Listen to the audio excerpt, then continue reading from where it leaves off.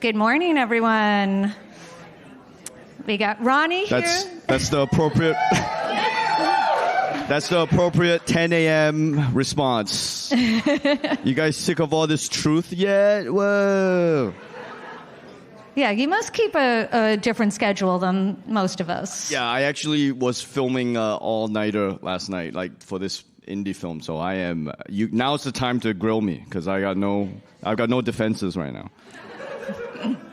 Where are we? Seriously, where are we? What is this? The Truth Seekers Summit. So we'll start off with a question about sort of truth-seeking. The Daily Show has really built its legacy with using satire to reveal deeper truths. That's the most academic way to put telling dick jokes about the president. Yeah. How do you personally balance using satire to both inform and entertain? How do I personally balance that? Wow, that's like a college application essay. How do we balance it? How do I personally balance? I don't know. We don't think about it like that. We just kind of see what's in the news and then we just make fun of it. I'm not sure we have some grand strategy for balancing satire with giving information or not. We pride ourselves on fact checking our jokes. So there's that. But how do we balance it? I guess we. Man, I wish we knew. I wish someone could. I guess we make sure it's based on reality. I mean, does that answer anything? Yeah, no, absolutely. Yeah, we try not to make stuff up. We look at what is actually happening in the news, and then we make jokes about that. Which feels like it's made up sometimes, because the news yes, sometimes quite absurd. The news does feel like it's made up. Yes. It's catching up to the satire. Have you ever pursued a story or segment or act that felt too real to make funny, or too absurd, or too awful? Too absurd? No. Absurd is a gold mine for satire. Too awful? Yes. There's been some awful. I don't know if you know this, but American news gets pretty awful sometimes, even just locally. Just in these 10-block radius of this New York City event, there's been multiple horrible things that have happened that made national news, and sometimes it pops up, and I guess we do feel like, I personally feel a responsibility to make fun of what feels current. And sometimes what's current, what everyone is talking about, as we like a water cooler talk. Yeah. Right. So sometimes what's the most relevant is pretty awful. So that's always the tough part, when it's something truly awful that happens. And then on the other hand, it's also like, we're a comedy show, so we don't feel obligated to talk about every single awful thing that happens, because that's really not what we're supposed to do. So I guess. That answers your first question, that balance of like trying to match what is in contemporary news and what is comedy. Might be funny, What might be funny, yeah. And our allegiance is always to what's funny, because it's a comedy show. How do you handle moments when the punchline lands harder than the factual point you're trying to make? That's great. That's awesome. Yeah. well, a comedy show, if the punchline is landing, that's great. That's yeah. Yeah. How do I handle it? I cheer inside when that happens. So satire has often been thought of as the unofficial opposition. Do you feel that responsibility more heavily when President Trump in office for now? You've been there for the first administration. Yes. Trump in exile, and now Trump too. Yes, this is all I've known. This is all I've known in America is this. So I came here in 2015. This is all I know. This is my America.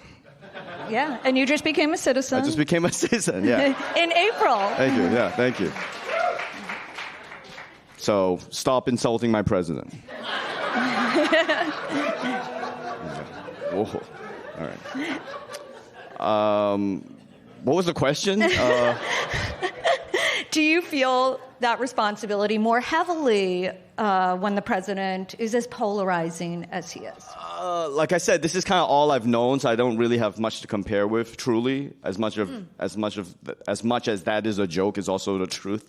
But do we feel responsibility? No. We feel no responsibility whatsoever. We just try to tell jokes. I do think like when adding the responsibility is kind of the job of outside of watchers and audience members and observers. Us inside the show, it's like we don't build ourselves up in that way of like we are the bastion of we're the only thing standing in the way of like we're not doing that at the show. We're literally looking at the news and being like, how many dick jokes can we shove into this act one?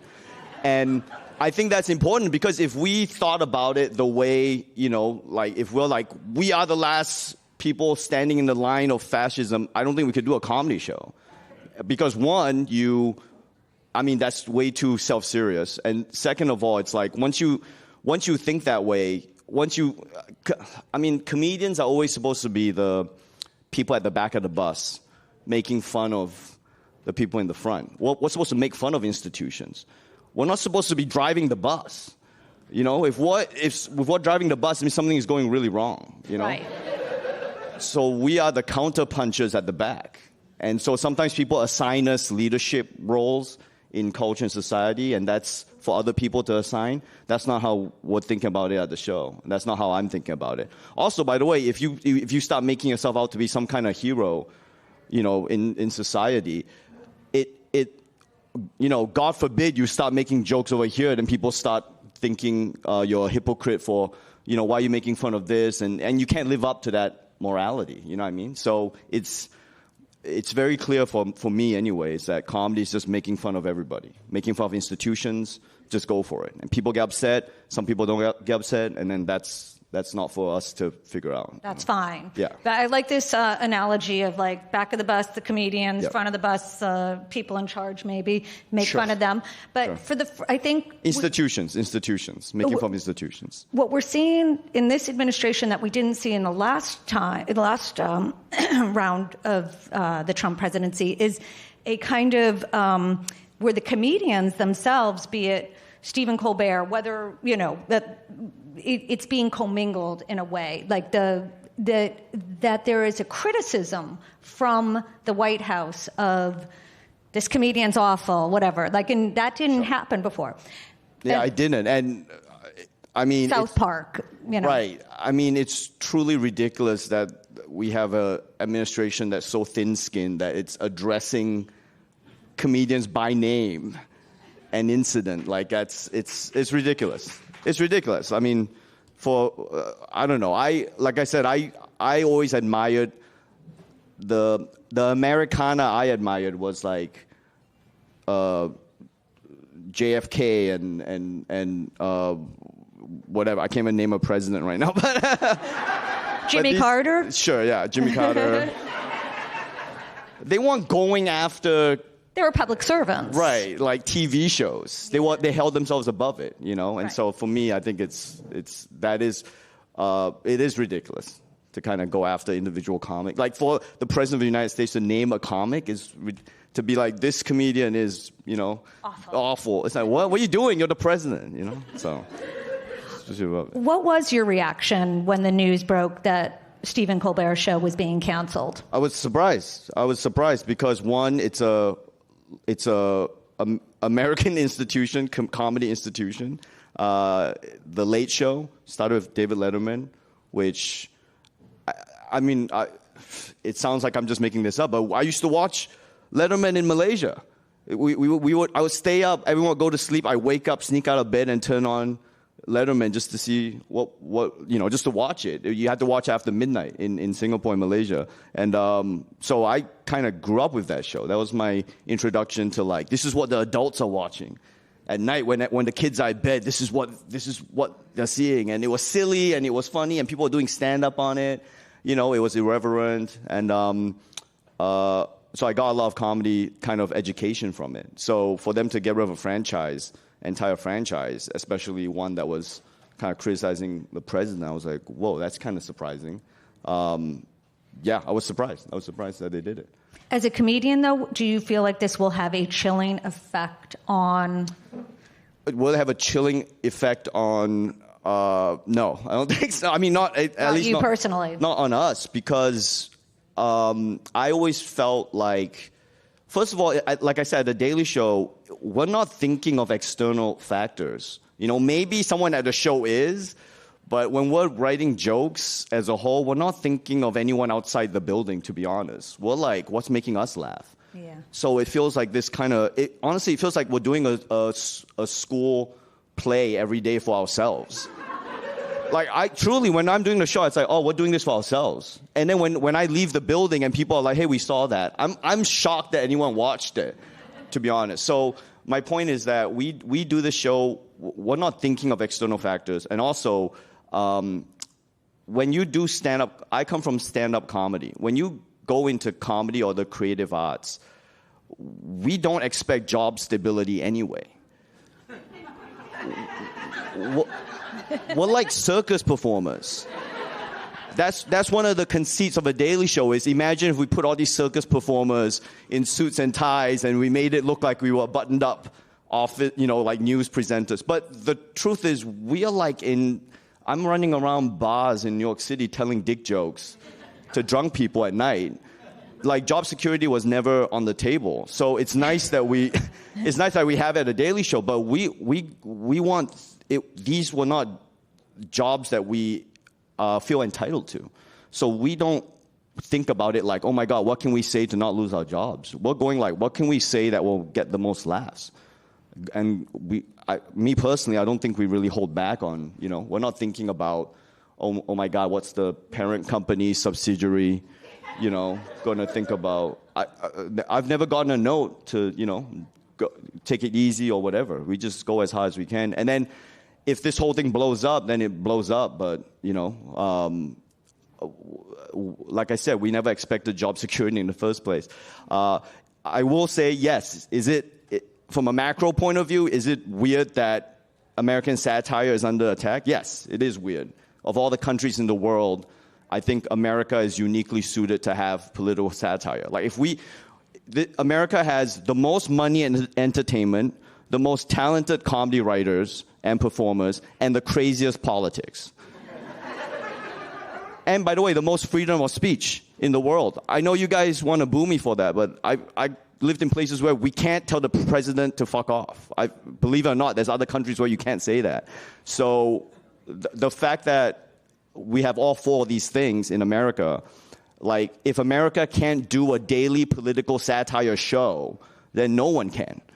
No one in the world can do this. Okay, so I mean that's my feeling on American satire. If you're, Oh. Okay, so I was really hoping they'll get an applause, but God bless America.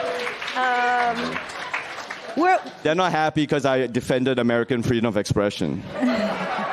They want me to be like, no, America's freedom of expression under attack, and yeah, I know what you want. I'm not gonna give it to you. It's truth seekers. I speak the truth.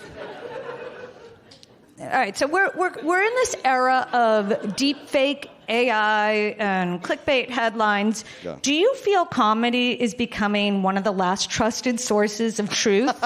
And if so, is that terrifying? Yes, it is terrifying. Why? What? Yeah, I guess I get this question a lot. Is it one of the last places you can find truth? I don't think it's one of the last. I think that's a common misconception with people who are disgruntled. There's tons of truth everywhere, but do comedians like cut to the chase? Yeah, sure. Should you be freaking putting them in charge of countries? No, probably not.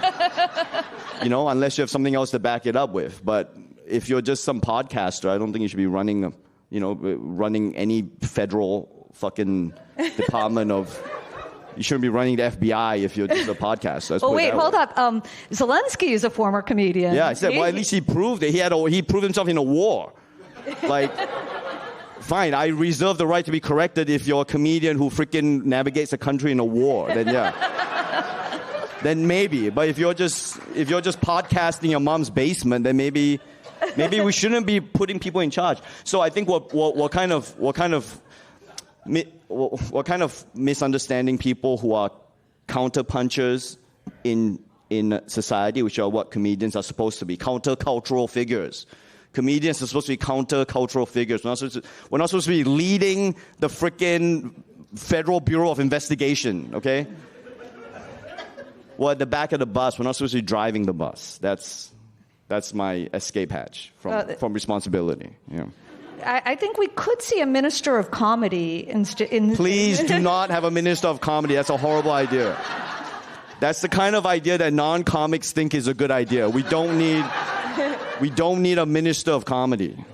Comedy is fine. It's doing its thing. It's like Jurassic Park. It finds a way, unfortunately. That's not the problem. We have too much comedy, in fact, right now. We probably need more freaking academics and teachers and nurses and people and experts and qualified people and blue-collar workers. We need more of that. Investigative reporters. We need plumbers. We need freaking people who want to study medicine to help people. We need less of this stupid podcasting. Too much podcasting in America. This better not be a podcast, by the way. What's the most unexpected reaction you've gotten from somebody that you've skewered? Have you ever heard from somebody afterwards? No, I've never heard from anybody afterwards. Yeah, I'm trying to think. No, never heard of any. No, I first of all, we don't have that big a viewership, so no one's watching. No one's watching this. Also, I don't know. I think people we make fun of, usually it's in the public sphere, and so I guess they think it's fair game. Or maybe there's such a torrent of news that you can't catch it anyway. I don't know. People, no one's ever come up to me and be like, why'd you say this about me? So come at me. That's what I'm saying. How do you prioritize the news of the day into what gets into the show? Yeah, that's finally a question about process I can answer, probably. So you wake up in the morning and then you wake up in the morning and then you freak out a bit and then what is in the cultural zeitgeist is pretty clear, usually rises to the top pretty quickly. We have tons of talented people at the Daily Show passing the news and seeing what's on today, and then we kind of make a group decision. But it's pretty clear. You'd be surprised at how clear the stories of the day become, and then it kind of whittles down from there, and so it becomes very apparent, is what I'm saying. Yeah. Despite all the news that's happening. Do you find like you're on the same page as your fellow colleagues? 90%. Yeah, 90% on the same page. 10% there'll be a bit of a debate, but 90% of the time it's pretty clear what we're going to talk about today. Okay. Yeah. All right. So you've worked across stand-up, scripted TV, film, Crazy Rich Asians. Thank you for the show. And The Daily Show. Yeah. Which medium gives you the most freedom to tell the truth, be funny? I mean, The Daily Show is so unique in that. I mean, we literally make fun of the news. So there's that. And we have the resources to do it at The Daily Show. And we have the expertise. It's a real institution. It's been doing it for so long now that the processes have been refined, over decades, literally. So even the time that we have lunch has been decided based on so much repetition. So it's such a, well-oiled machine. So that's very useful. Stand-up is great, too. Stand-up is direct, right? You go on stage and no one's telling you what not to say, and you just say it to the people, and you get an immediate response if it's working or not. So if you ask me which one is more direct, I mean, just stand-up is more direct simply because it's so acoustic. It's just you and a microphone just yelling at people. But I think the Daily Show is a close second in terms of being able to kind of say whatever you want about and make a point about society and the world. So yeah, I think I'll go 1-2 stand up and Daily Show. Yeah. All right, I got one more question, Please. and then we're done. Please. Yeah, we got 0. I ran out the clock. That's great. And it's back to this idea of like comedians running things, but there's a groundswell of people wanting Jon Stewart to run for president in 2028. Okay. What do you think of that? I think I can understand why. I think he's a very beloved figure, and he talks a lot of sense. I think people want it because he talks a lot of sense. He's been talking sense for a long time now. I don't think he wants to do it. So that's a bit of a hiccup in your plan to run.